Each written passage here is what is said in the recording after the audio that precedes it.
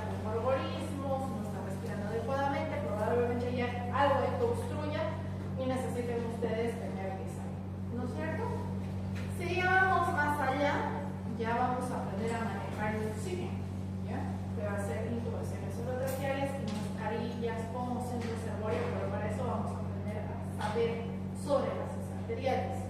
Ya por eso tenemos un pantallazo de la clase anterior, algo rápido, ¿ya?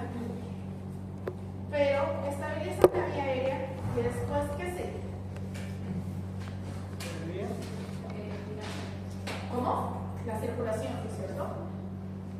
¿Qué compromete o qué abarca el controlar la circulación del paciente? Hidratación. ¿Qué control tenemos?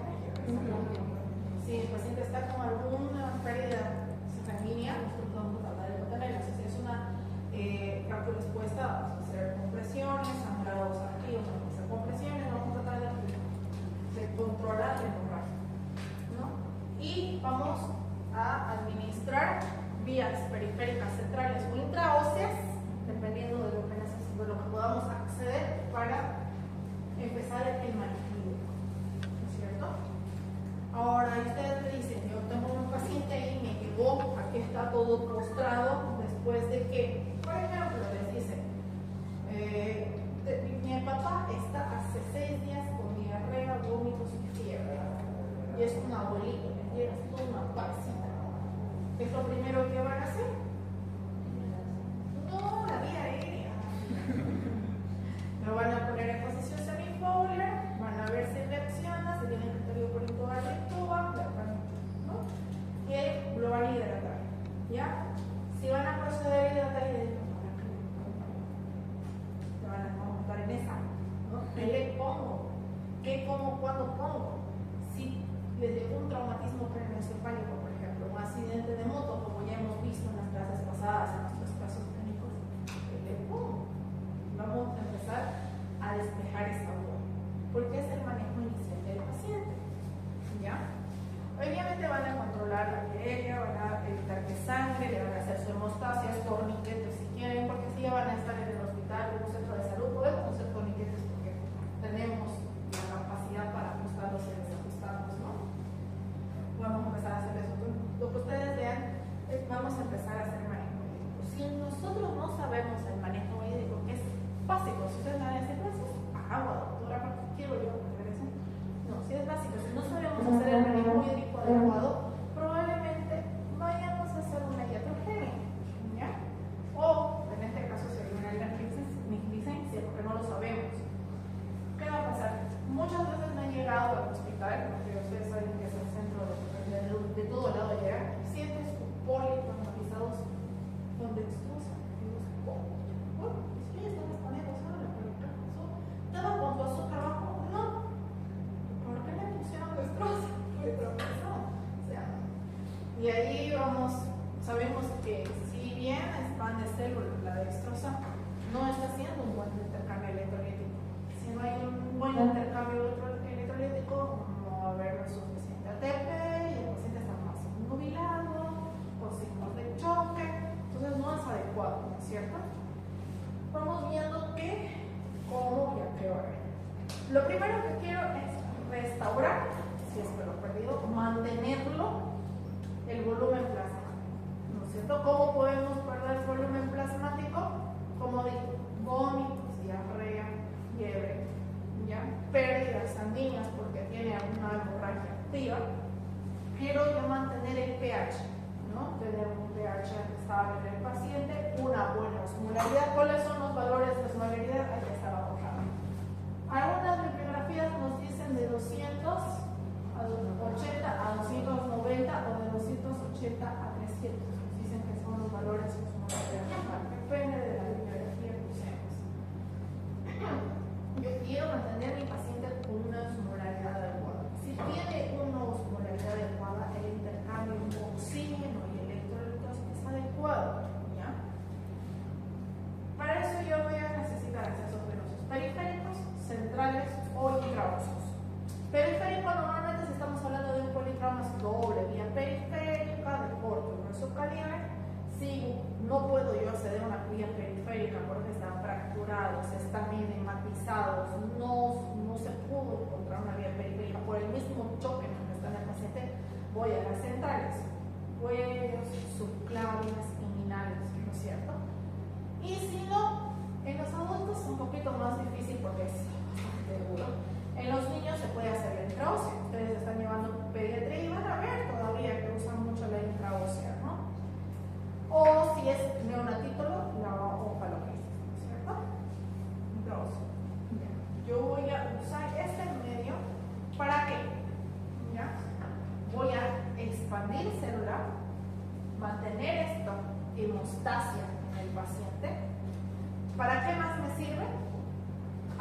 administración de medicamentos, obviamente las vías que puedo administrar medicamentos y misma estas soluciones que sirven para dilución de medicamentos, ¿no?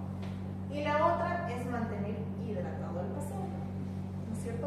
Porque un paciente hidratado cuando tiene una hemostasia adecuada, no sobrecargado, sino una hidratación adecuada, porque para eso también me sirve de que ese riñoncito funcione.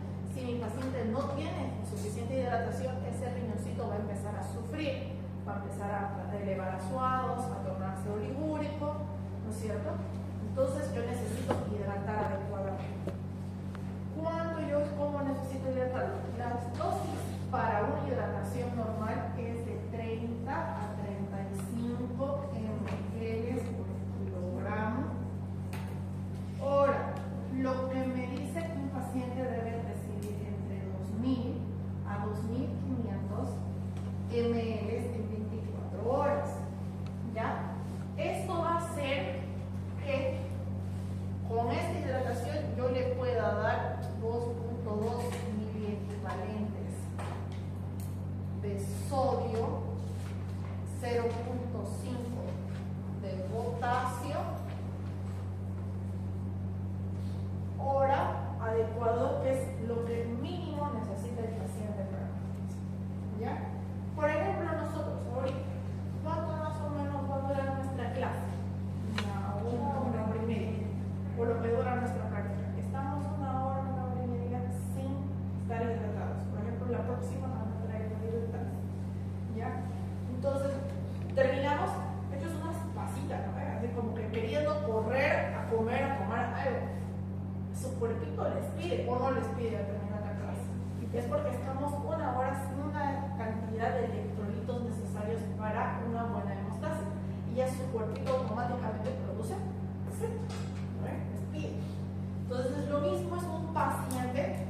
Imagínate si lo vamos a tener en EPO porque va a tener una cirugía o porque lo estamos estudiando, porque le vamos a hacer un estudio, porque va a ir a ecografía, que no queremos que se distinga, porque va a ir a diálisis, porque vamos a ir a tomografía, que no queremos que vomite.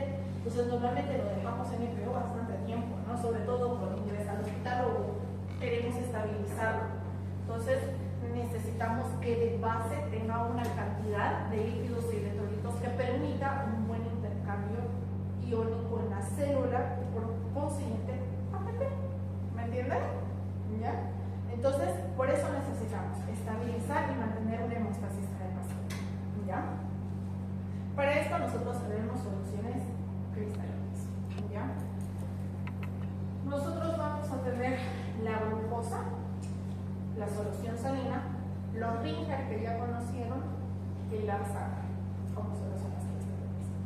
Si vemos, la glucosa no tiene electrolitos y tiene una osmolaridad de 253, lo que la hace bastante hipoosmolar. Bueno, ya.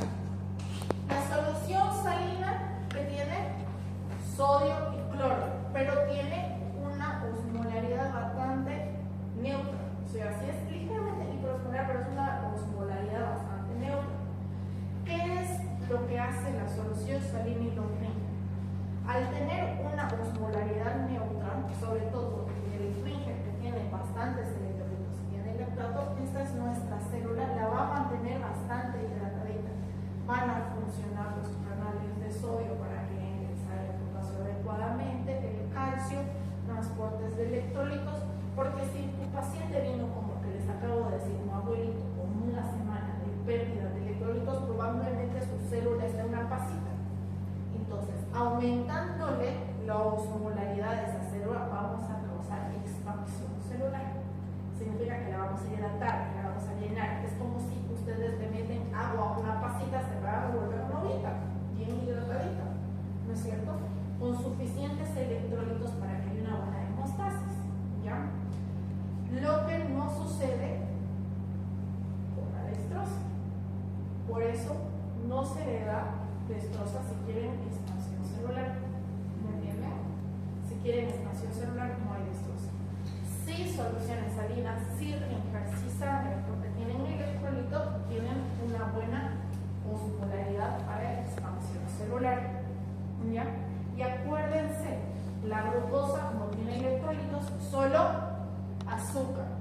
Si estamos hablando de glucosa, el 5% tiene 50 gramos de azúcar la solución. Si estamos hablando del 10%, azúcar. Si estamos hablando de 200, del 20%, 200. Y si estamos hablando del 50%, 50 gramos de azúcar una solución. Ustedes han visto en la práctica lo que han ido y lo que no. Nosotros tenemos las soluciones glucosas al 5, 10, 20 y 50%. Estas soluciones vienen de 500 y 1000 ml. ¿Ya? O sea, alcohol líquido. ¿Ya? Si nosotros tenemos la solución salina, nosotros la tenemos a 0,9%. Esta viene de 100, 500 y 1000 ml.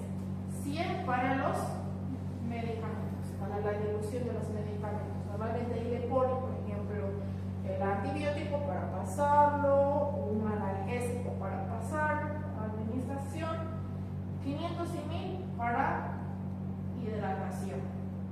¿No es cierto? Los genéricos, expansión celular. Los Richter vienen también de 500 y 1000. Y la sangre depende de lo que nosotros pidamos. ¿Ya? Pero normalmente viene de 250 ml, que es un concentrado eritrocitario. ¿Ya? Entonces, como decíamos, el sodio solo tiene 2 electrolitos, los Richter, normal y lactato, tienen varios electrolitos y tienen lactato, si estamos hablando del lactato. ¿Ya? Y la sangre tiene todos los electrolitos, ¿ya? Incluyendo el lactato. Obviamente, un concentrado eritrocitario, ¿no es cierto? ¿Cuándo yo voy a usar cualquiera de estos?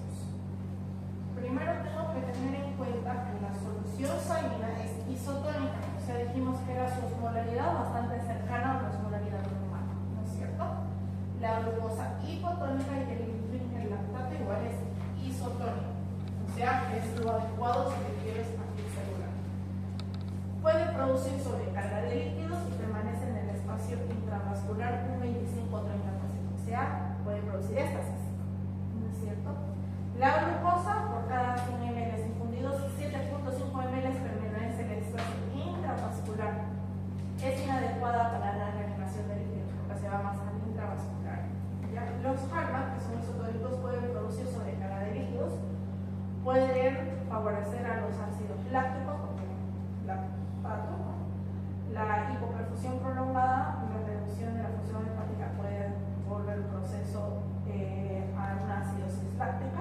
El lactato se metaboliza en acetato, que puede producir una alcalosis metabólica cuando nos transfunden en grandes cantidades, ¿no es cierto? Entonces, ¿qué vamos a hacer? Si ustedes ven que el paciente tiene algún proceso neurológico, ¿qué pasa con esto? ¿Qué le está pasando a este paciente? Convulsionando, ¿no es cierto? Y acá un traumatismo probablemente, ¿no? Que ha producido un hematoma. Aquí hay un punto de cráneo, al igual que acá, está produciendo lesión cerebral. Pacientes neurocríticos, ¿qué solución le vamos a dar? Solución salina o solución fisiológica, ¿ya? Al 0,9%. Las soluciones salinas nosotros las podemos encontrar al 0,9%, ¿ya? Al 0,4%, que también van a ser hidratación, y las podemos encontrar al 2, al 3%, ¿ya? Que son soluciones hipertónicas. Nosotros normalmente a esto, solución, por ejemplo, 100 ml de solución al 0,9%, más cloruro de sodio 70 miliequivalentes, me va a hacer una solución hipertónica. ¿Ya? Volviendo aquí. Si ven, me voy a parar así. Cerebro relativamente sano, ¿no es cierto? Tenemos las circunvoluciones que ven normales, ¿no es cierto? Los ventrículos, todo bien. Si nos vamos para acá, ¿ven esas circunvoluciones? No lo ven. No hay, está borrado, así como si fuera solo toda una textura. Ese es edema cerebral. ¿Ya? Que la indicación para la administración de soluciones hipertónicas es el edema cerebral. ¿Qué va a causar? Vamos a ayudar a que ese cerebrito se deshidrate, ¿ya? Claro que bajo vigilancia estricta, porque si lo deshidratamos demasiado vamos a causar una neurosis continua.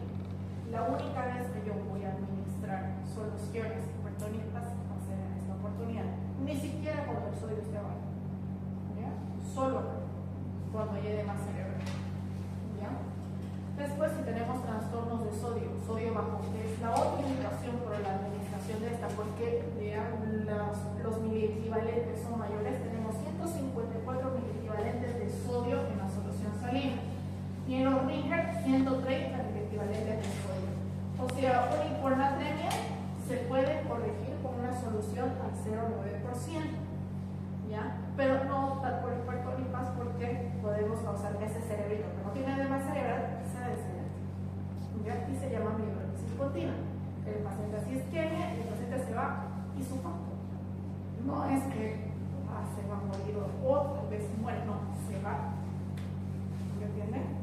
Entonces la única vez que vamos a minimizar hipertónicas es en edema cerebral y corregir sodio, solo con soluciones salinas. Igual vamos a llevar una presión de sodio para acordarse, ¿ya? Es la otra indicación. Neurocríticos y sodio bajo con solución al 0,9%. ¿Me entienden? Si nosotros le damos lactato o destrozos a los pacientes, vamos a producir mayor edema cerebral y el paciente se va a ir inflamando, se va a ir deteriorando más. Si, por ejemplo, este paciente con el traumatismo craneoencefálico quedó con un grado de 10, lo vamos a llevar a un grado 8, 7, ya para indicación de educación mecánica, o sea, vamos a deteriorarlo más, ¿ya? Nunca lactato. Si ustedes ven que está con hipernatremia y está con trastornos neurológicos, podemos optar por un Ringer normal que no tenga lactato, pero siempre nuestra primera opción va a ser fisiológico, siempre. Neurocríticos fisiológicos, acuérdense, ¿ya? Si ven esto, el paciente está vomitando, perdiendo sangre, fiebre, está conectado al ventilador mecánico, perdiendo electrolitos, con hiponatremia, hipocalcemia, hipocalemia, ¿qué solución van a dar? Porque tiene electrolitos, pacientes en choque séptico, anafiláctico, hipovolémico, neurogénico,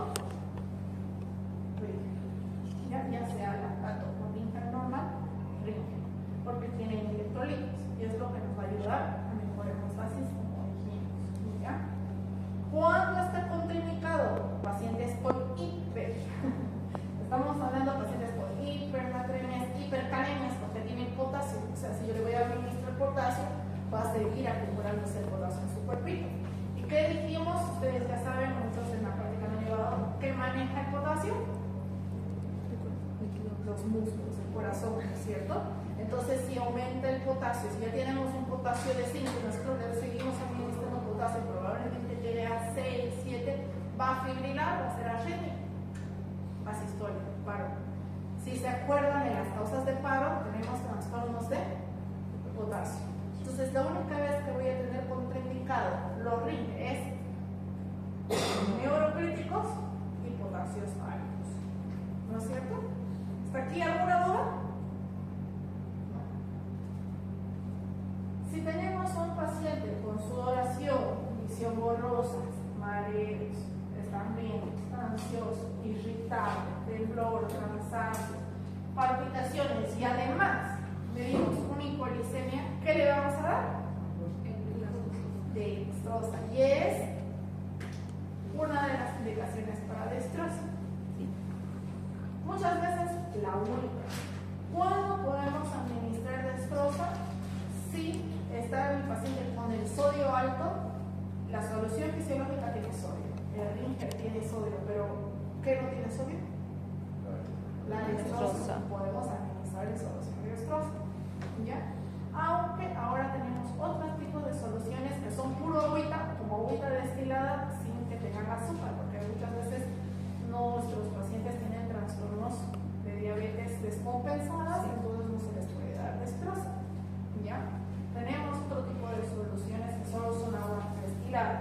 vamos a conocer cuando llegamos a trastornos de sodio. Pero por la base, la dextrosa se la administra cuando el paciente está con hipoglicemia, ¿ya? O no esté con hipoglicemia.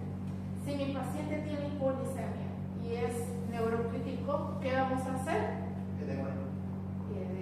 Si tiene hipoglicemia y es neurocrítico, esa hipoglicemia va a causar más hipoperfusión cerebral. Entonces, ¿qué le van a administrar? Hipertrosa. ¿Se acuerdan cuánto estaba el hipertrosa ayer? Los que fueron a practicar, era al 50% y tiene 20 mg. ¿Se acuerdan? Ahorita mencionamos cuánto eran las concentraciones de una solución dextrosa. 500 a 1000 ml. Y tenemos al 5, 10, 20 y 50% hasta 1000 ml. Entonces, aquí tenemos concentración alta, volumen bajo. Podemos darle a los pacientes que están sufriendo el cerebrito. Como el volumen es bajo, probablemente no llegue a pasar edema. ¿Ya? Con un 50% de hipertrosa de 20 ml, probablemente mejoremos el parámetro de la glicemia del paciente. ¿Ya? Pero no se les administra dextrosa en infusión continua, porque son pacientes neurocríticos. ¿Ya? El resto de los pacientes con hipoglicemia se les pone estas dextrosas, ¿ya? A infusión continua. Luego tenemos este tipo de solución. ¿Alguna vez han escuchado hablar? Las soluciones coloides. ¿Son reemplazantes de la sangre?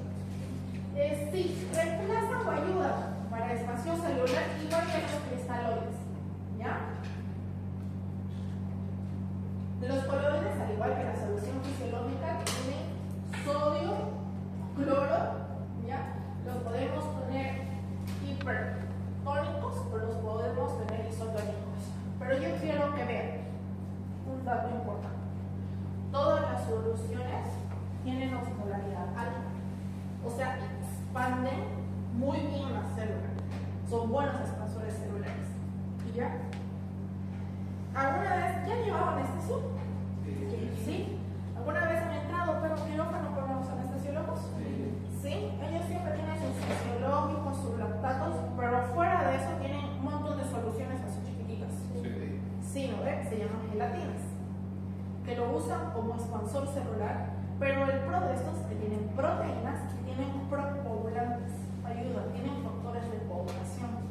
Entonces, si el paciente está choqueándose, agarran, conectan su gelatina y el paciente empieza a mejorar los parámetros. ¿Ya? El contra, al igual que los cristaloides, como vienen en concentraciones altas, se pueden sobrecargar los pacientes. ¿Ya? Y en contra, como tienen proteínas, son altamente alergénicos. ¿Ya? Entonces, los coloides, eso tienen de malo. Pero el más usado es la albúmina humana, como bien dice el nombre, albúmina humana, o sea, viene derivado de las donaciones de sangre, al igual que el resto de los hemoderivados. ¿Ya? Nosotros la que más usamos es la de 50 ml. ¿Ya? Con 50 ml vamos a dar una osmolaridad arriba de los 300, es mayor a 300. ¿Ya? O sea, con 50 ml tenemos un excelente expansor celular. ¿Ya? Tenemos proteínas, tenemos electrolitos y volumen bajo, no volumen alto como los fisiológicos que dijimos que vienen de 500 y de 1000, o como el lactato que también viene de 500 y de 1000. Muy bueno para nuestros pacientes a los cuales no podemos o no debemos darle volúmenes altos, cardíacos, renales, hepatópatas también estén haciendo tercer espacio, ¿no? En choque cardiogénico, pacientes en choque cardiogénico, no se puede dar muchas cantidades de volumen. Entonces vamos a optar para la expansión celular, los coloides, ¿no? Entonces, ¿se acuerdan de nuestro pacientito amputadito de ayer, el diabético, los que lo llegaron a ver? Lo ideal sería administrar albúmina humana para reponer la expansión celular, porque sí tenía signos de deshidratación. A él le ponen, por ejemplo, la albúmina intradiálisis, ¿ya? Para que no baje su presión porque le están salud, volumen y la diálisis. ¿Ya? Todo tiene sus pros y sus contras. Pregunta del examen. Ventajas y desventajas de los cristaloides y los coloides. ¿Ya? En las ventajas, los coloides, el menor volumen, como dijimos. O sea, como tienen menos volumen de concentración, menos riesgo de sobrecarga. Obviamente, como es menos volumen, no es lo mismo transfundir 50 ml que 1000. Esto va a pasar muchísimo más rápido los 50 ml de coloides. Mejora el transporte de oxígeno, mejora el gasto cardíaco y la conductibilidad. ¿Ya? En los cristaloides, la ventaja es que tenemos expansión de líquidos celular, mejores parámetros cardíacos pulmonares, renales, coagulación e inmunológicos, porque estamos dándole bastantes electrolitos, mínimas reacciones adversas anafilácticas y el menor costo. ¿Cuánto cuesta una solución cristaloide o un Ringer, una solución fisiológica? Entre 7 y 10 bolivianos, dependiendo de la marca. ¿Ya?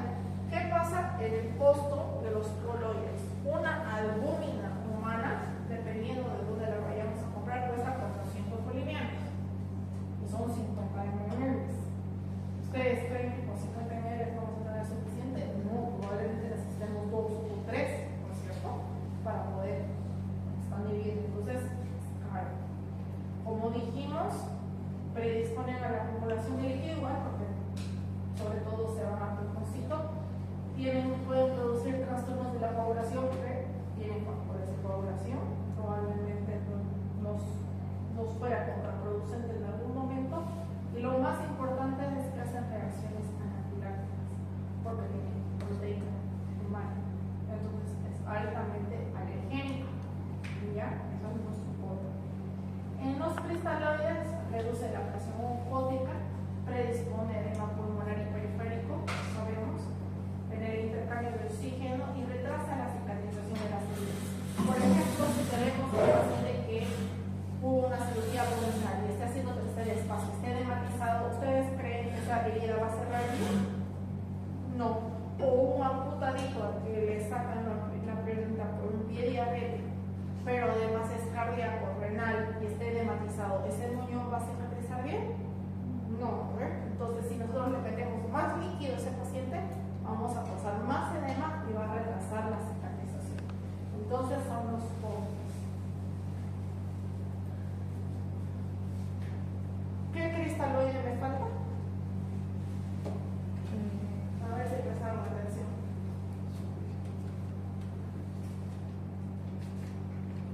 La sangre.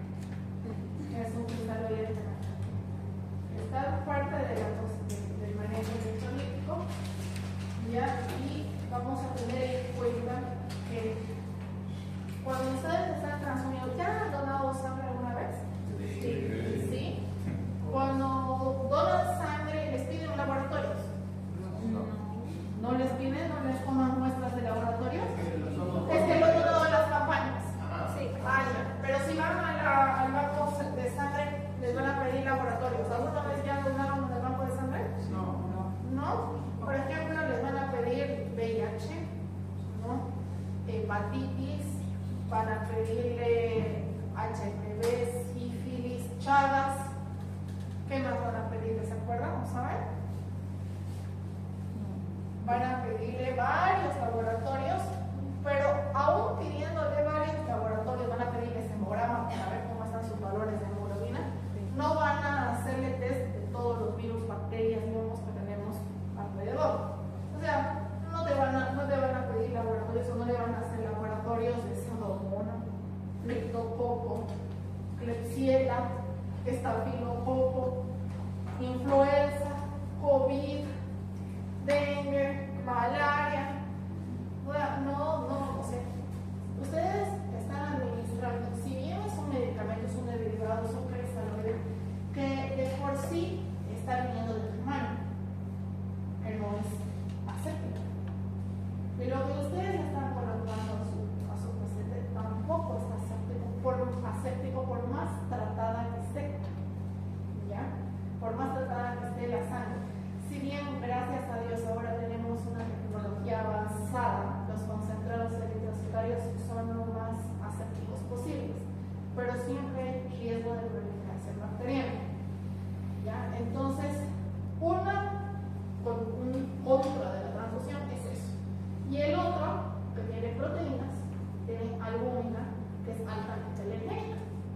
puede producirnos alergias. ¿Ya? Segundo contra. Y el tercero es la sobrecarga hídrica. Hay pacientes que son cardíacos, renales, lúpicos, hepatópatas, con algún tipo de anemia hemolítica que no pueden recibir grandes cantidades de líquidos. Si nosotros damos grandes cantidades de transfusiones, vamos a sobrecargar al paciente. ¿Ya? Entonces, hay que tener en cuenta que no se transfunde si no es necesario. ¿Ya? Y es lo que les llevo diciendo desde hace rato. Si ustedes ven que su paciente está hemodinámicamente estable, ¿ya? Sin signos de choque, ¿cuáles son los signos de choque? Sudoración, ¿cómo? Taquicardia. ¿Qué más? ¿Cómo? Taquimnea. ¿Qué más? Paridez mucocutánea, cianosis tal vez distal, ya más avanzado, deterioro neurológico, el paciente va a estar nubilado, asteria o hipotermia. Eso, hipotermia, va a estar hipotérmico. Entonces, si el paciente no tiene signos de choque y está como nosotros ahorita hablando, conscientes, orientados, hemodinámicamente estable, la frecuencia cardíaca está estable, entonces no hay necesidad. Y ustedes van a ver al día a día múltiples patologías que son anemias crónicas, las anemias hemolíticas, los renales crónicos manejan hemoglobina baja, son anemias crónicas, las pacientes con lupus eritematoso sistémico también tienen anemias crónicas, ¿ya? Hemorragias digestivas, una hemorragia digestiva alta, a veces hace una melenita, pillas, no hace nada, después hace otra melenita, después vas a semanas sin hacer nada, no hay una sangre, entonces va perdiendo hemoglobina poquito a poquito, no es tan evidente, entonces el paciente lo va tolerando, su cuerpito se va adaptando a esa pérdida de sangre. Los pacientes con hemorroides también, a veces que la hemorroide sangra, a veces tiene un sangrado importante, a veces no, y lo toleran. Otros pacientes que toleran mucho miomatosis uterinas, por ejemplo, esos sangrados a veces son importantes, tienen un sangrado transvaginal, una metrorragia, pero después de meses no hay esa metrorragia, su cuerpo se adaptó. Si ustedes les toman valores, o sea, laboratorios van a ver hemoglobinas de 3, 4, hasta 1 de hemoglobina y el paciente lo tolera perfecto. Entonces, si su paciente lo está tolerando y no va a estar sometido a un procedimiento, ustedes tienen una infinidad de medicamentos que le pueden dar para compensar eso. Pero si ya hay un mínimo de signos de sintomatología de que está necesitando transfundir, le transfundimos. ¿Ya? Riesgo-beneficio, ¿no es cierto? Ya necesita, su cuerpo está pidiendo, está llamando a que necesita una buena circulación de oxígeno y se necesita la transfusión. ¿Ya? Muchas veces, por ejemplo, los renales crónicos tienen que dializar. ¿Alguna vez han visto una máquina de diálisis? Por ejemplo, es el pacientito, ¿no? Aquí va a dializar por catéter, doble lumen, o por fístula arteriovenosa, que también es doble lumen, y esta es la máquina de diálisis. Esta máquina de diálisis tiene 2 filtros, ¿ya? Saca la sangre del paciente, lo mete a un filtro, lo saca por el otro filtro y la devuelve al paciente filtrada, limpiecita, porque esa riñón no funciona, pues, la riñón, la filtración, ¿cierto? Todo lo devuelve filtrada. Muchas veces nosotros le vamos a pedir que saque el volumen a la máquina, entonces va a sacar el agua en mayor cantidad, o sea, el proceso de diálisis va a ser más prolongado para que saque más líquido. Muchas veces le vamos a pedir que el paciente no tiene acúmulo de líquido, solo se filtra la sangre. Ya hay esas 2 funciones. Pero al pasar por 2 filtros, hay sangre que se queda ahí, no toda la sangre. Paramos la diálisis, lo desconectamos y queda sangrecita acá.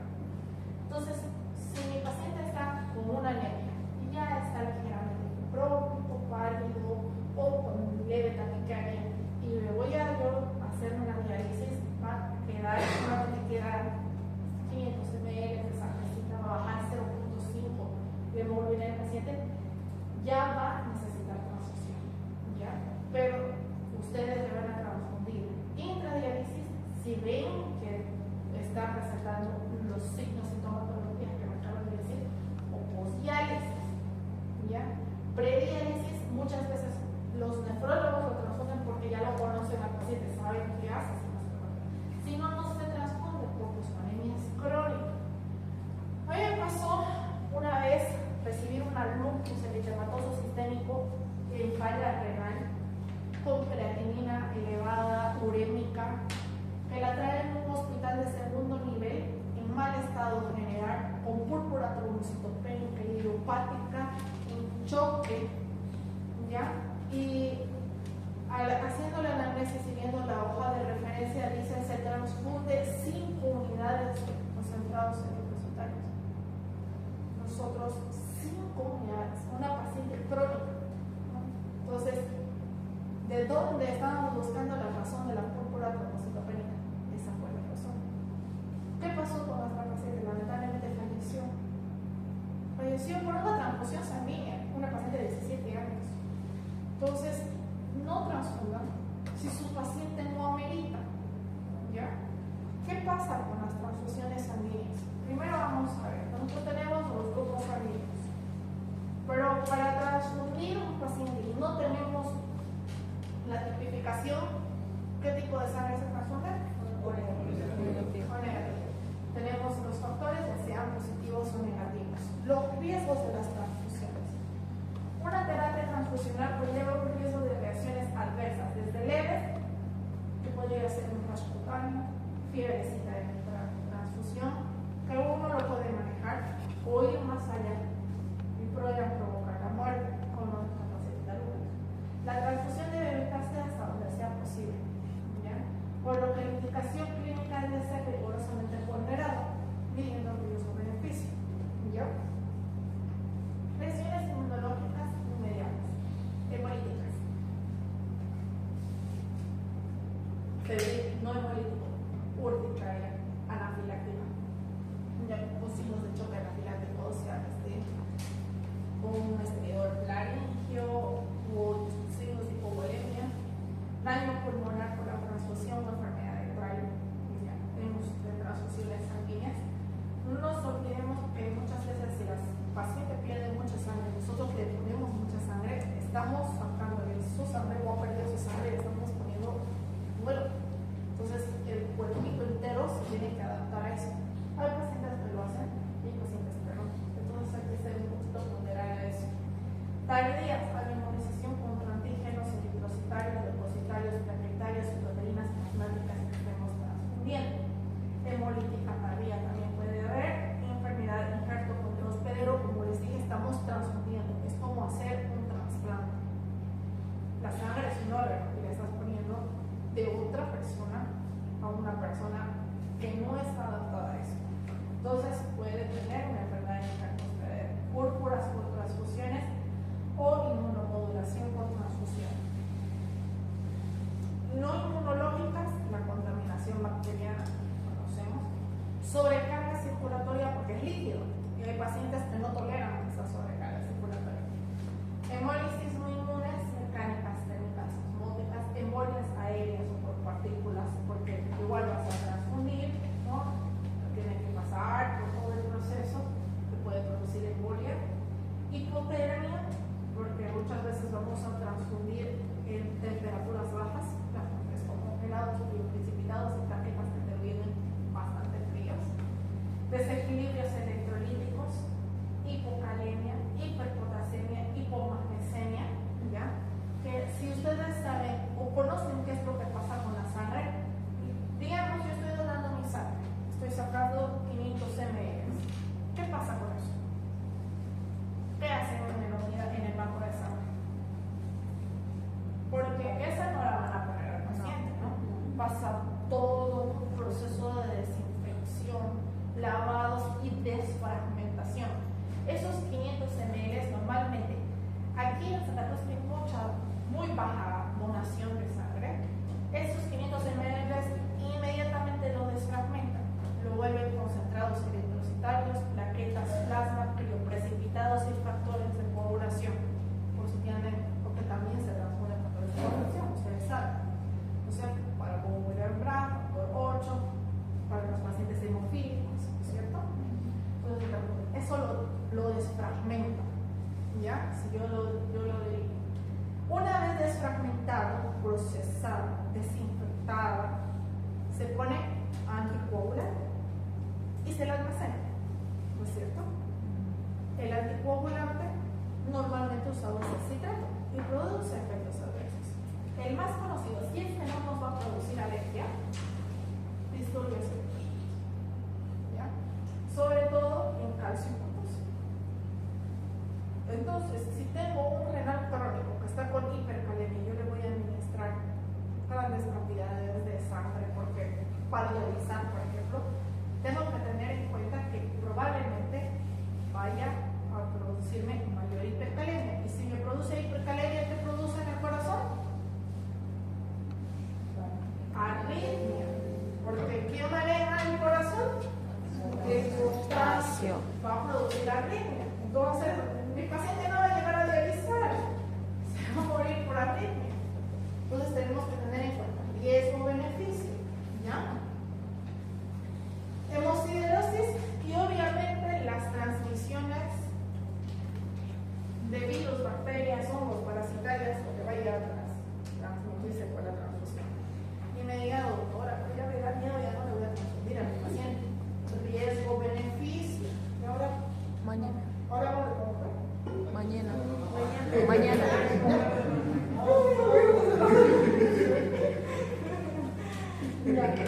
Entonces, no lo voy a transfundir ahora ya ni se le ocurra, pero voy a transfundir a mi paciente. No, riesgo beneficio. A veces que lo necesitan, pero no mientras no sea necesario. Tenemos la sangre fresca total. Esta es una bendición. La sangre fresca total normalmente se colecta en las primeras 6 horas y tenemos hasta 48 horas para transfundir. La ventaja es que no lo tenemos con el anticoagulante, o sea, es la sangre fresca total que no está mezclada con el anticoagulante y se puede transfundir a un paciente, ¿ya? Otra ventaja es que no está fragmentada, como les dije. Ahí están las plaquetas, el plasma, los factores de coagulación, los pliegues, todo está ahí almacenado en esa sangre fresca total. La desventaja es que muy pocas veces las tenemos disponibles porque normalmente los bancos de sangre captan sangre, la desfragmentan y la anticoagulan para que dure, para su almacenamiento, ¿ya? Acá es muy poco probable verla por la déficit de sangre que hay. No hay muchos donantes, entonces normalmente lo poco que donan se desfragmenta para los otros tipos de hemoderivados, pero sí se puede llegar a tener, sobre todo si es muy buena para las pacientes que vayan a estar sometidas a una cirugía de control de daños, ¿ya? ¿Qué es una cirugía de control de daños? Es una cirugía, por ejemplo, un politraumatizado con trauma de tórax y abdomen cerrado y van a entrar a explorar dónde está el daño y tratar de controlarlo, ¿ya? Entonces nos ayuda porque ahí transfundimos hemoglobina y factores de coagulación porque va a ayudar a procoagular esa sangrecita si es que el paciente tuviera trastornos de coagulación, ¿no es cierto? Pero muy pocas veces la vemos. Normalmente vamos a tener los concentrados eritrocitarios y ustedes ya conocen. Probablemente a muchos de ustedes ya les transfundieron o han donado o ya han estado en contacto con este tipo de hemoderivados, ¿no? Un concentrado de eritrocitario es el componente obtenido de la remoción de parte del plasma de la sangre total que contiene mayormente eritrocitos, obviamente, ¿no? Su función transporte oxígeno a los tejidos por la cantidad de hemoglobina que tiene.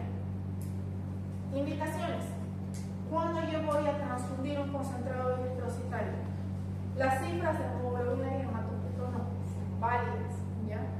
Pueden indicarnos más o menos cómo está el paciente para decidir la necesidad de transfusión, pero la sintomatología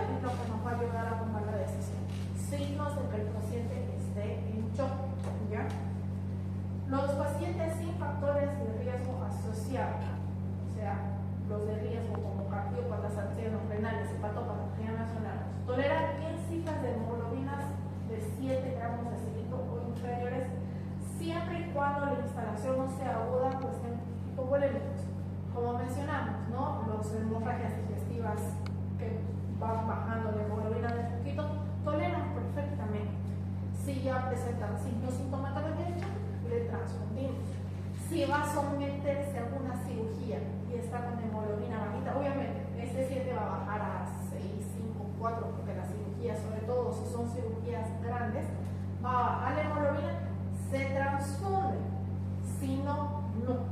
¿Me entienden? Por ejemplo, en caso de unas sintomatologías obliga a transfundir, se hará la menor cantidad de eritrocitos necesarios para corregir los síntomas.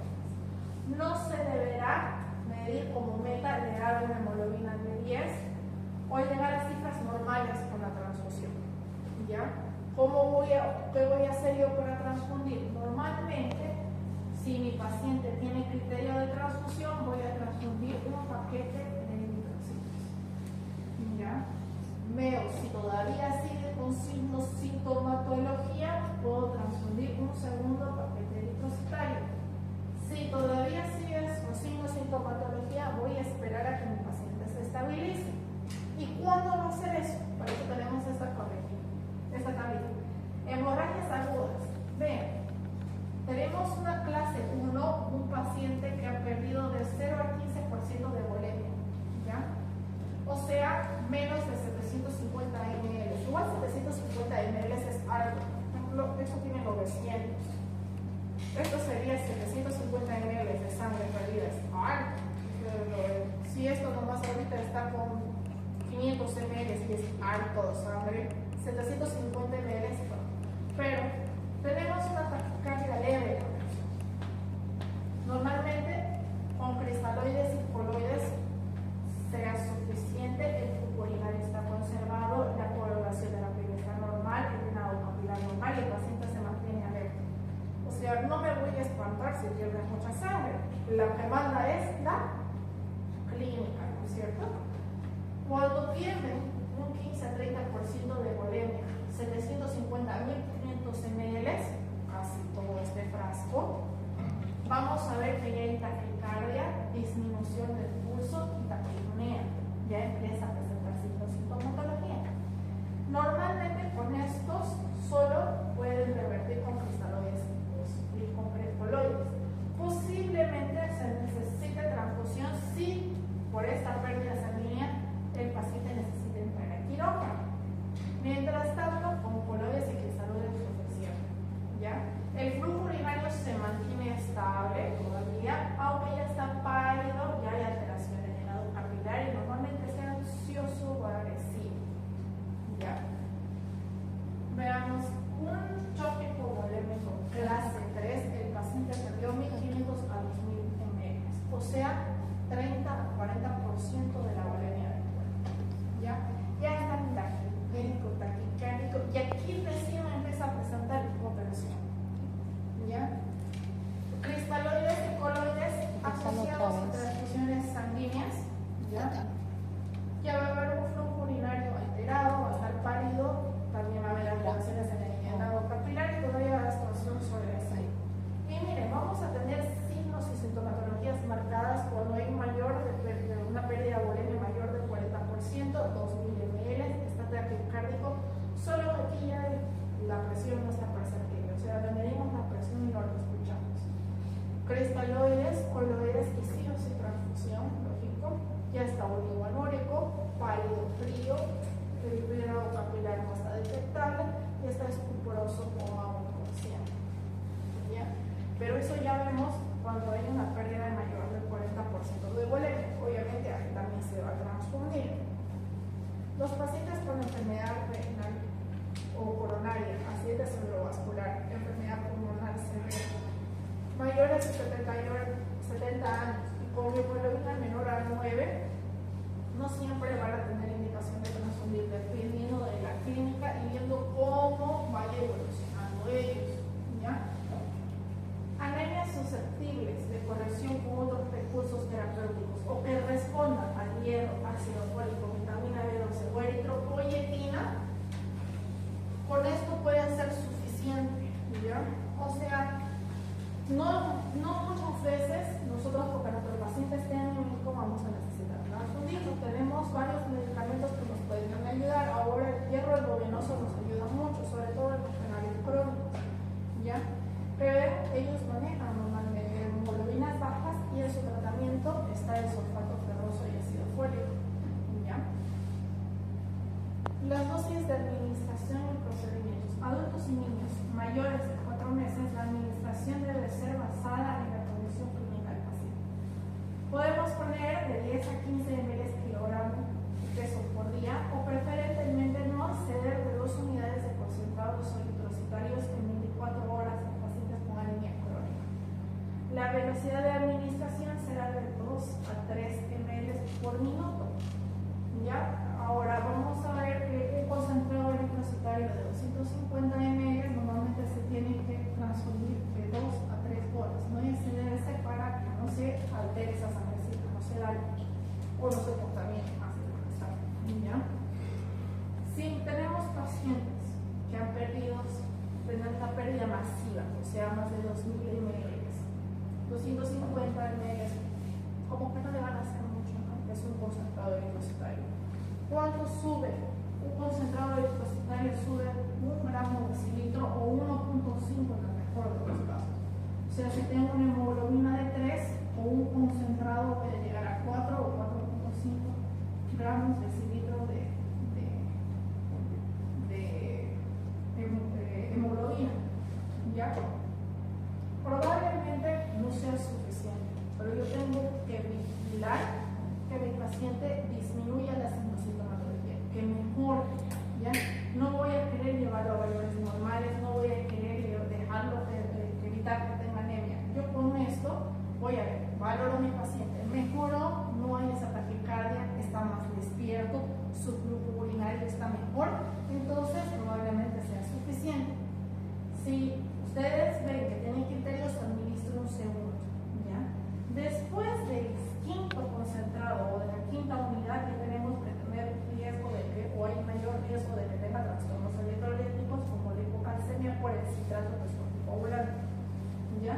Pero se puede transfundir masivamente, sí, riesgo-beneficio. Es mejor ir transfundiendo de 1 a 1 y viendo la evolución del paciente, ¿ya?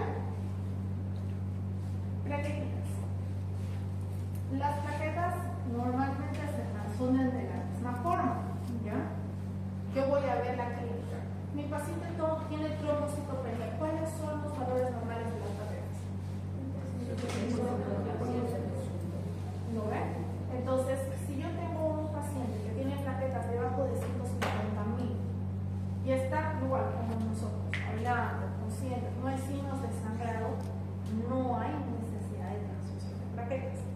Si ya ven que ustedes tienen trombocitopenia, pero está sangrando, está con epistasis, gingivorragia, metrorragia o presentando una hemorragia digestiva, se transfunde. Pacientes con 150.000 plaquetas o inferior que vayan a estar sometidos a alguna cirugía, se transfunden porque puede haber riesgo de sangrado masivo. Si no, ¿ya? Si no hay esto, no se transfunden plaquetas, porque al igual tiene todas las complicaciones y los efectos adversos del concentrado eritrocitario, ¿ya? ¿Qué pacientes tenemos con trombocitopenia? Los más conocidos, ¿ya? Entonces, los pacientes con dengue, pasada la etapa febril, tenemos la etapa crítica, bajan las plaquetas, suben las transaminasas y pueden presentar sangrado. Uno, porque se daña el hígado, que no tiene trastorno, puede tener trastorno de la coagulación, y dos, porque bajaron las plaquetas. Es un paciente con dengue, no tiene signos de sangrado, no le trastorno de plaquetas. Lo observan, lo hidratan, lo ponen cristaloides, ¿ya? Y van a ver cómo va mejorando y evolucionando. Si en algún momento hay algún signo de sangrado, sí se transfunden plaquetas. Otros pacientes con trombocitopenia, los púrpuras trombocitopénicas. Otro paciente con trombocitopenia muy frecuente ver los séptimos, los pacientes en choque séptico, ya hay daño hepático, trastornos de coagulación, trombocitopenia.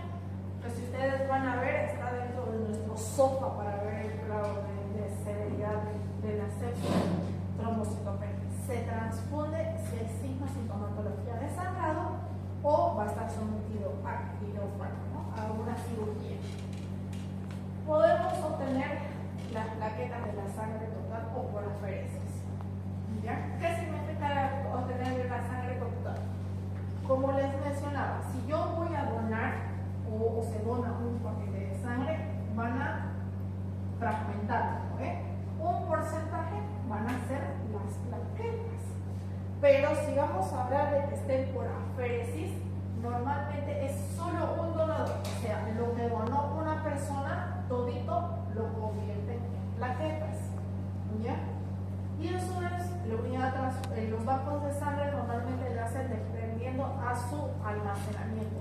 Si tienen muchos concentrados plaquetarios, normalmente, o tienen ya muchos concentrados eritrocitarios y los factores de coagulación no están saliendo, nos dejan lo que donamos directamente para aféresis y se almacena de esta forma, ¿ya?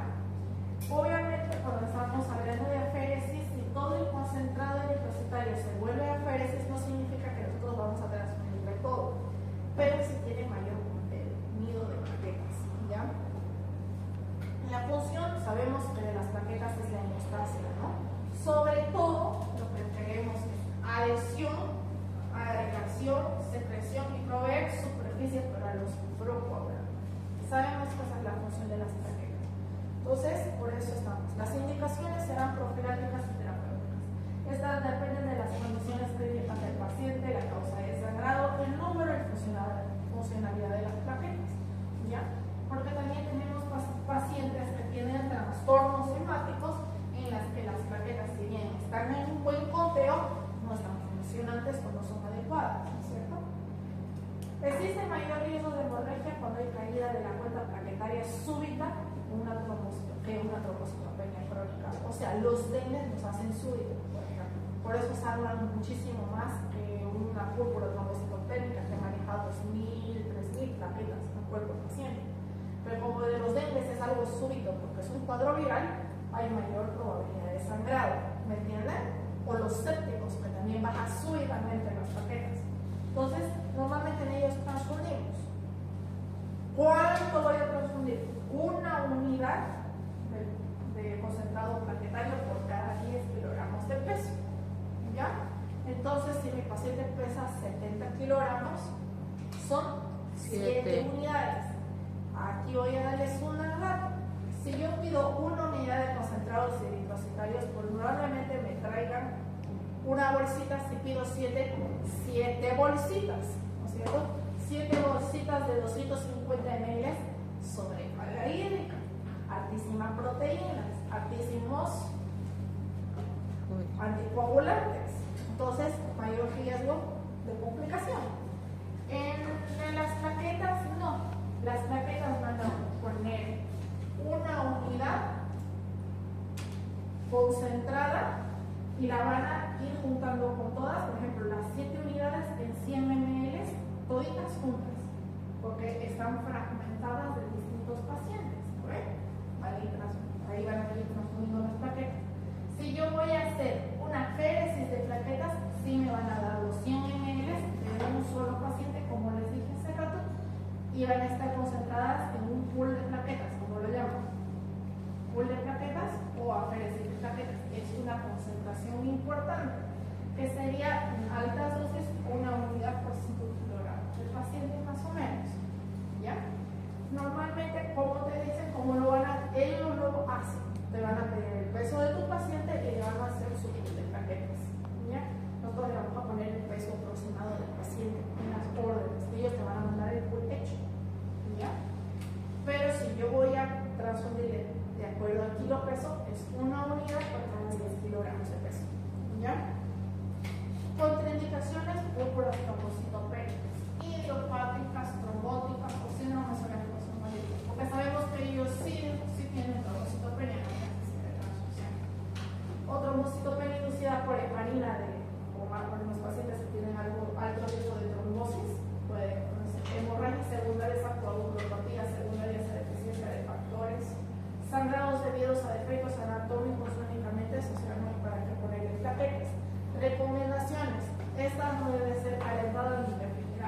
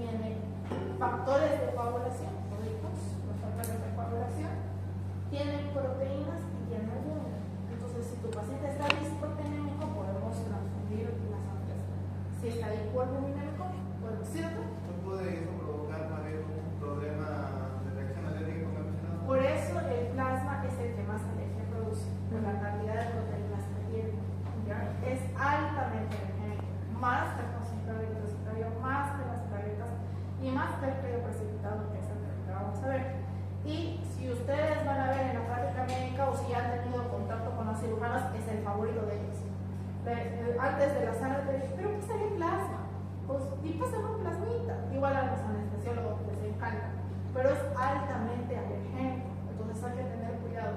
Las concentraciones de plasma son mayores, ya ustedes van a ver. ¿Cuánto venía de eritrocitos? 250. ¿Cuánto venía de plaquetitas? 100 ml. Los plasmas van arriba de 500, porque lo hacemos dosis pilotos también.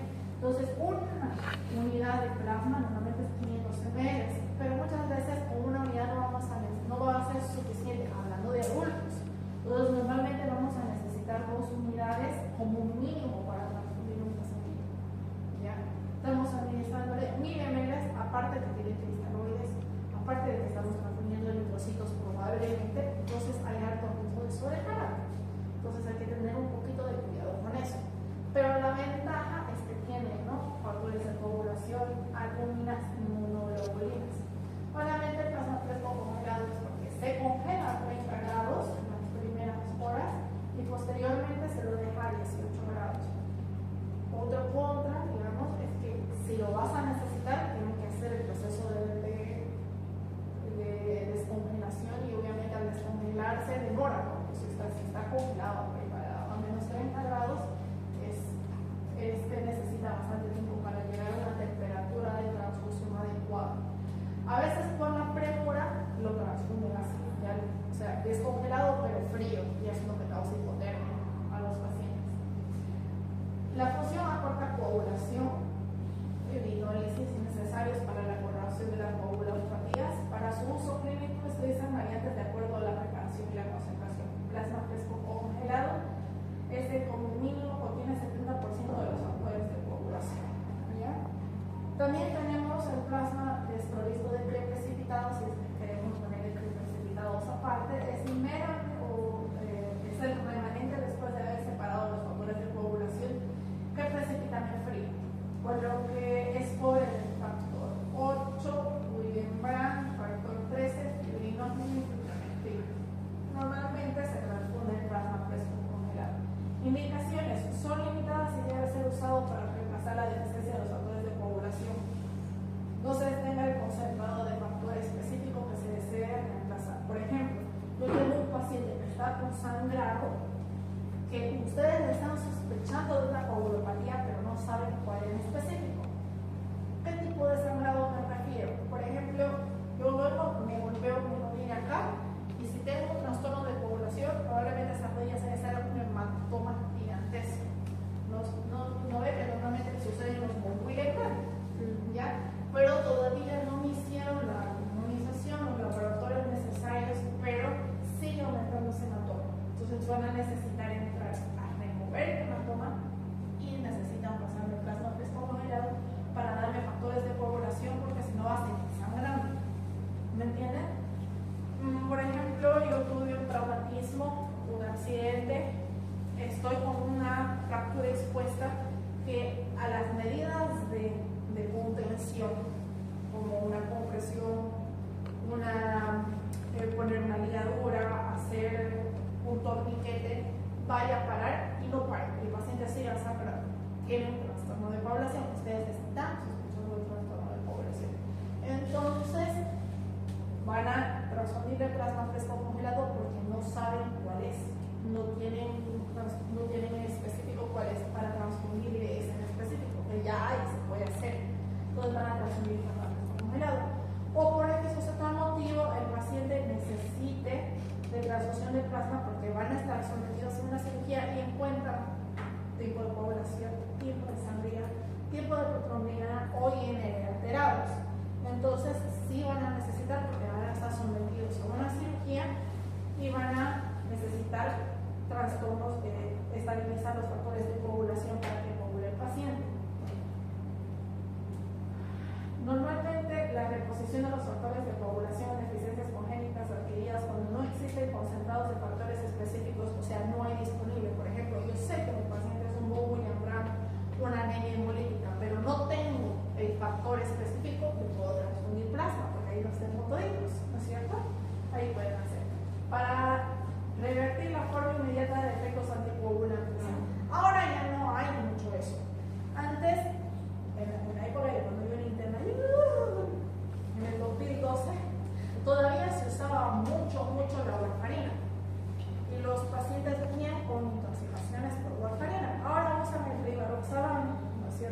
no produce este tipo de intoxicación, pero antes sí, y ahí es seguido. Si ustedes la leen en la literatura antigua o todavía en la literatura de cardiología y la warfarina la se dosifica, un comprimido un día, medio comprimido el otro, un comprimido al día, medio comprimido el otro, y se deja día de descanso. ¿Ya? Así era antiguamente la medicación de warfarina, como les digo, de antaño. Ahora no se hace eso. Uno, porque normalmente los que toman son pacientes añositos, que se olvidan. Siendo sinceros, ni yo me voy a acordar de veces tomé medio, tomé uno ayer. Ay, hubiera estado bien, ¿no? Pero son pacientes añositos que toman, a veces se tomaban 1 o 2 seguidas y venían con sangrados activos. Normalmente proctorragias, metrorragias en las mujeres, pero esos sangrados que no se contenían con nada. Sí, bien ahora sí puede pasar con los pacientes en los que estén recibiendo heparina sódica por algún motivo, por ejemplo, que sean muy propensos a los trombos, ¿ya? Pueden producir, ahí se les puede transfundir plasma fresco congelado porque tiene todos los factores de coagulación y es el antídoto para las intoxicaciones por anticoagulantes. Ahora el rivaroxaban no produce esa intoxicación, pero sí a la larga produce que no coagula adecuadamente. Además estamos llevando la sangrecita a de por sí el paciente esté con TP incoagulable, ¿no? Que llegamos a un INR arriba de 2, que sería lo óptimo si tenemos un paciente cardíaco o postquirúrgico de alguna valvulopatía, ¿no es cierto? Entonces se lleva a eso. Si nosotros esos pacientes necesitamos operar por cualquier otro motivo, necesitamos transfundir plasma fresco congelado, ¿ya? Las coagulaciones intravascular diseminadas, por ejemplo, los sépticos, choques sépticos por coco abdominal, los choques sépticos por las diabetes descompensadas en los pies diabéticos, llegan a caer en la coagulación intravascular diseminada. Por ejemplo, ahorita hay una señora en el hospital con coagulación intravascular diseminada que necesitaba ir a amputación del miembro inferior, pero no lo lograron porque te coagulado. Entonces necesitan transfundir plasma fresco congelado. Las cirugías cardíacas con bomba de circulación extracorpórea porque necesitamos pesar sangre, literalmente esta ralita, ¿no? Que circule bien por la bomba de circulación, se transfunde plasma fresco congelado. ¿Ya? Los pacientes con insuficiencia hepática grave, hemorragia microvascular difusa o hemorragia localizada con riesgo vital, también. Los pacientes con tratamiento de anticoagulantes que van a ser sometidos a cirugía, como les mencionaba, también, pero que no se pueda esperar a la corrección con vitamina K. Entonces, obviamente ya tenemos las indicaciones prequirúrgicas. Normalmente nos vamos a guiar en la valoración del paciente física y uso porcentaje que se recomienda por la probabilidad y la velocidad de los factores de coagulación. Si tenemos alteraciones en los valores de TP, INR, coagulación y sangría, probablemente necesitemos de transfundir plasma fresco congelado, pero si vamos a ver que mi paciente va a entrar a cirugía, solo yo puedo transfundirle hasta 2 horas antes, no puedo transfundirle más allá. Me explico, por ejemplo, yo no le voy a transfundir ahora para una cirugía de mañana, porque la vida media de ese plasma es 2 horas. Entonces lo ideal es que le transfundo ahora y en 2 horas o dentro de las 2 primeras horas entre quirófano. O en todo caso hacerlo intraquirúrgico, ¿ya? Si van a hacer cirugías de aquí a varias horas, yo no le transfundo el plasma porque va a ser de nada. Hasta que entre quirófano, eso ya va a estar metabolizado y afuera del organismo del paciente, ¿ya? ¿Cuánto le voy a administrar? De 10 a 20 ml de plasma fresco congelado por kilogramo de peso corporal. O sea, si mi paciente tiene 70 kilos y le quiero administrar 10 ml, ¿cuántos ml será? 700. Rápido, ¿no? 700. 700, ¿no es cierto? Entonces, 700 ml de plasma fresco congelado le voy a dar. Y es a lo que le decía. Normalmente van a ser 2 unidades, porque una unidad me da 500. ¿Ya? Entonces, obviamente, si mi paciente ya veo que está sangrando, no voy por la dosis mínima, voy por la dosis alta. Entonces, voy a necesitar como mínimo 2 unidades de plasma fresco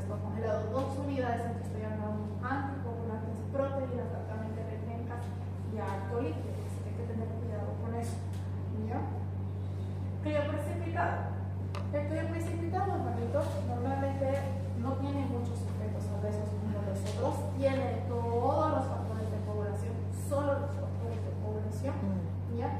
Y las indicaciones son normalmente cuando hay deficiencia de estos, ¿ya? ¿Cuánto voy a administrar? 10 unidades, ¿ya? 10 unidades en un paciente adulto. Eso se llama un tampón hemostático, ¿ya? Pero el tampón hemostático no solo el precipitado, a eso se añaden plaquetas según la dosis, en un kilo peso, y se añade plasma fresco congelado, 2 unidades. Eso es un tampón hemostático. ¿Cuándo voy a usar? Nuevamente volvemos a cirugía de control de daños, pacientes con hemorragias gastrointestinales que no estén autolimitándose, pacientes con alguna fractura expuesta que no se esté autolimitando, o pacientes con perforaciones de pericardio, que también ese sangrado es masivo. Entonces necesitamos administrar eso, hacer un tapón hemostático para contrarrestar ese sangrado masivo, ¿ya? Entonces hasta aquí van a ser el manejo de líquido con ustedes. Ya en su práctica me van a decir cuánto de líquido se quiere poner a su paciente. Ya. Cuando nosotros vamos a manejar líquidos, vamos a ponerles de base, les decía, nosotros necesitamos que mi paciente tenga de 30 a 35 ml kilogramos hora de líquido. Esa es la solución básica.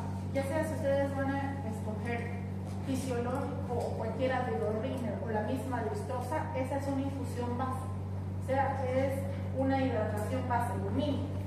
Con eso yo voy a estar administrando entre 2000 y 2500 ml de solución de cristaloides en 24 horas. ¿Qué es lo que me va a dar? 2.2 miliequivalentes de sodio y 0.5 miliequivalentes de potasio. Ahora, ¿ya? ¿Qué es lo que necesitamos para la hemostasia del paciente? Lo básico, ¿ya? Pero si ustedes ahorita están, ya su cuerpo les está pidiendo líquido, porque ya están una hora aquí escuchándome sin tomar líquido, les está pidiendo 2.2 de sodio y 0.5 miliequivalentes de potasio. Eso les está pidiendo su cuerpo. Eso es lo que le dan de base a un paciente que está internado, que por X o Z motivo no está ingiriendo alimentación líquido, ¿no es cierto? Incluso se les da de base porque ellos están perdiendo de forma.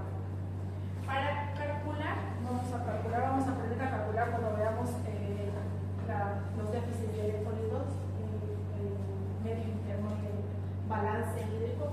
Necesitamos pérdidas insensibles y cuánto de líquido sale, cuánto de líquido entra.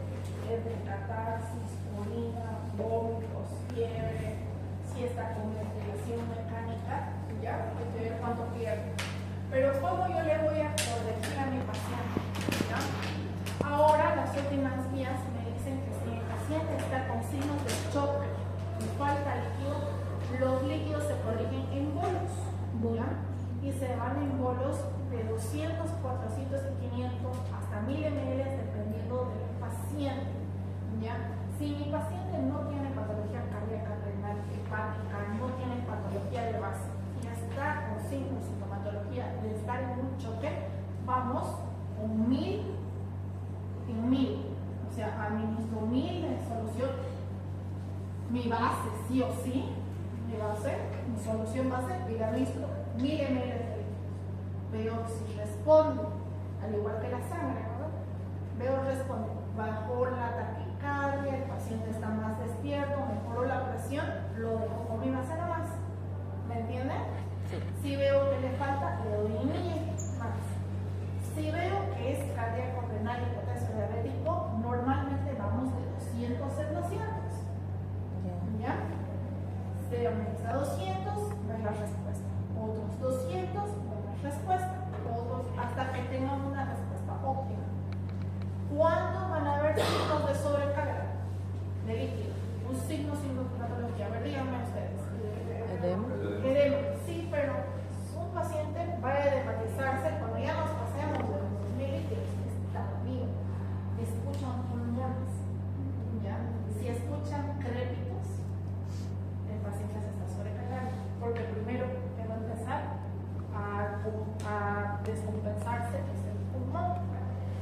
Si hay falta de líquidos, se descompensa el riñón. Si hay sobrecarga, el pulmón. Y empiezan a escuchar crépitos. Eso no había.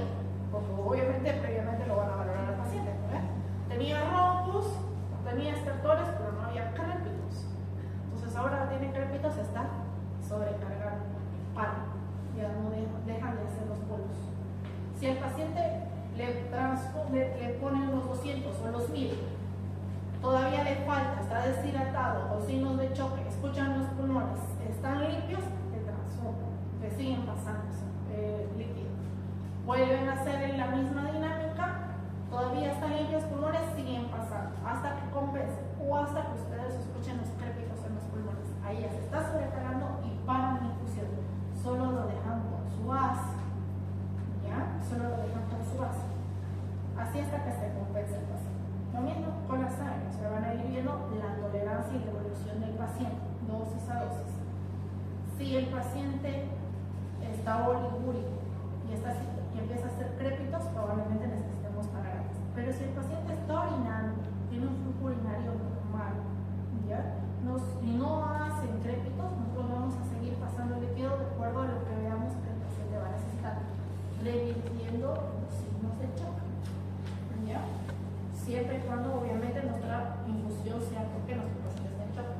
Sí, yo voy a administrar líquidos y electrolitos, pero mi paciente no es choque, por ejemplo, es una infección urinaria, un paciente que está viniendo por cualquier otro motivo, la solución va a ser esa. Esa es la dosis base. ¿Ya? Si esto repito, sale de 30 a 25 ml, ¿cómo sacamos la fórmula del goteo para nuestro paciente? ¿Cómo sacan la fórmula del goteo? A ver, si mi paciente tiene 70 kilos de peso, vamos a hacerlo así. Si no, pueden hacer 2000 ml dividido en 24 horas. Normalmente van a hacer 80 ml hora. 80 ml hora. 80 ml en gotas. ¿Cuánto es? 80 por 3 gotas. ¿Es volumen? ¿Qué? ¿Es volumen sobre grado por 3? ¿Cómo? ¿Volumen sobre grado por 3? No, la infusión es 30 por ml por kilogramo hora. Digamos si fuera un paciente con 70 kilogramos y vamos a hacer 30. Primero no hay que sacar el volumen. No, ¿por qué vamos a sacar el volumen? No, estamos haciendo la dosis para la infusión. La dosis para la infusión en gotitas, tiene su compañero, para ver cuántas gotitas le va a pasar minuto. Entonces, O cuántos ml hora, que es la infusión de los líquidos. 70 Entonces van a hacer por 70, por 30. ya, eso por hora. Entonces vamos a hacer por 24 horas, ¿no es cierto? ¿Cuánto era? 30. Es igual por 24 horas. Sí, sí. Esto sería igual. 24 serían 2100 ml, me saldría 30 ml hora. Eso, 2100 ml, los voy a dividir en 24 horas. Serían 87 ml. Esos 87 ml hora o